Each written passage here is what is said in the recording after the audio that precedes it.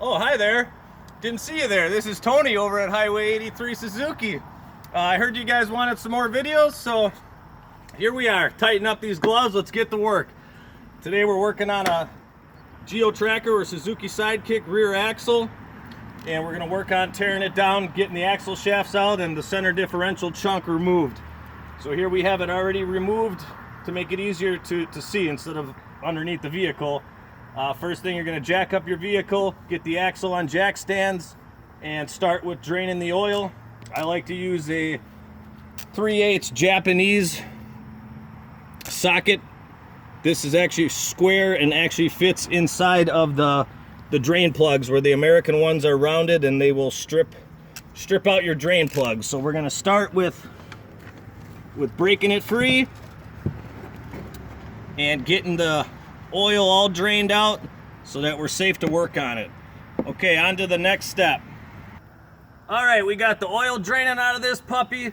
Next thing we're going to do is remove the 4 bolts that hold this center link. This is actually part of the frame. Obviously it's been chopped off, but we're going to pull this off. We're going to get these are 14 millimeters.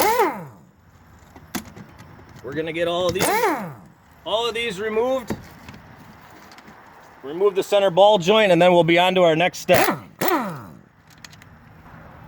All right, we got the 4 bolts out. We're going to pop this off. Discard that. When it's actually in the vehicle, that's actually just going to stay right here onto the frame. But next thing, onto the brake lines. Get your trusty 10 millimeter if you can find it. These suckers like to get lost. The brake bleeder's already out of there, but you get the idea. So we're going to back out our brake lines here. And then we're going to move on to our backing plate bolts. So there's our brake line out of the way. Obviously you're going to be wanting to be more careful of it if you're actually working on your own vehicle. This is just something I'm stripping down for parts. Next, these are 12 millimeters.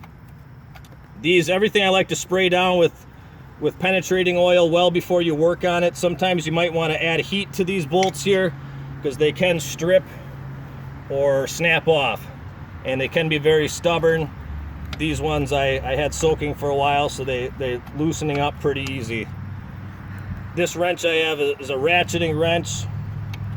So what I like to do is just ratchet it like this, and these come off pretty quick. And then after that, we're going to go on to the next step. Alrighty guys, now what we're going to do is pull off the brake drum.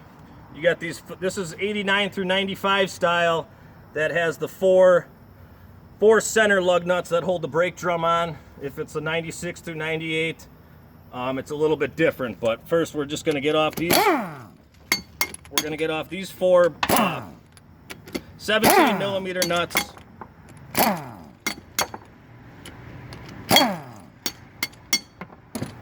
And obviously brake drums don't always come off this easy. You got some crusty turds in there. I had to beat the living hell out of this brake drum before the video to loosen it up so I didn't look like an idiot on the video, you know what I'm saying? So she's nice and loose. Discard your brake drum. Okay, now I'm going to show you how to, couple ways. This is the first way, how to pop the backing plate and the axle shaft out from the axle housing.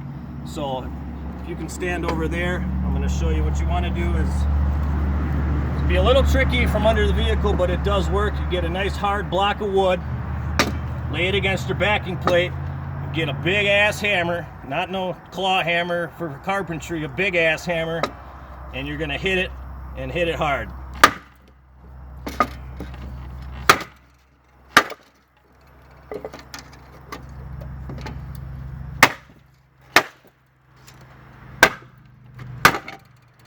Alright, so she slid out.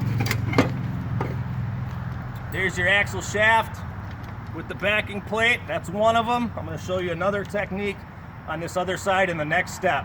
Yeah. Alright, I showed you the block and wood and hammer trick there, which is usually my go-to.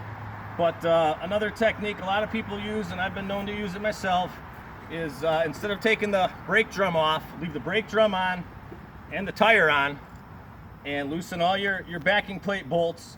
And then you're going to want to make sure you got really good jack stands. You're going to crawl under the vehicle, usually on this side here. But for demonstration purposes, I'll be here. And you're going to want to kick the living shit out of the tire, so that when you kick it,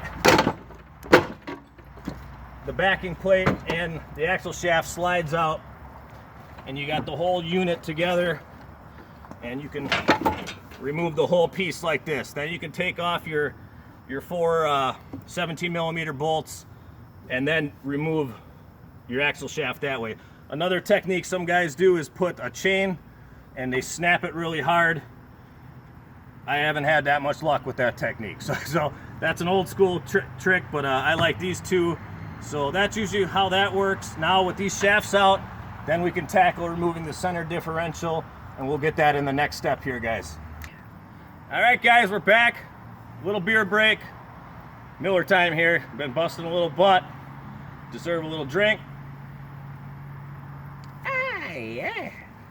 All right, so now we're down to the center differential, center chunk, center third member, hogshead, whatever you want to call it. We got all of our 14 millimeter bolts coming all the way around. So we're gonna pop off all of our 14 millimeter bolts. I took the rest off prior to the video so that this would go a little quicker. Now we got all of our bolts off. Now this can be tough, especially in the vehicle. This has a real good gasket seal along here. So what we want to do is get a nice quality screwdriver, or a screwdriver you don't give a shit about because you might break it, or a good quality so that it doesn't break. But you want to get in there and crack that seal. So as you can see, we got our seal cracking. Now what I like to do is jump her up, snatch out a Harbor Freight chisel, eh? How about that? Now we're chiseling the living hell around the outsides of this puppy. All right, she's coming. This helps because I'm using the weight of the differential to fall downwards. When it's in the vehicle, it's going to be pointed upwards, and it's going to be a little more difficult. Might help with a extra buddy helping you, but we are basically home free from here. So we just got to get this back end here loose. Get a little pry bar, and there comes our center chunk.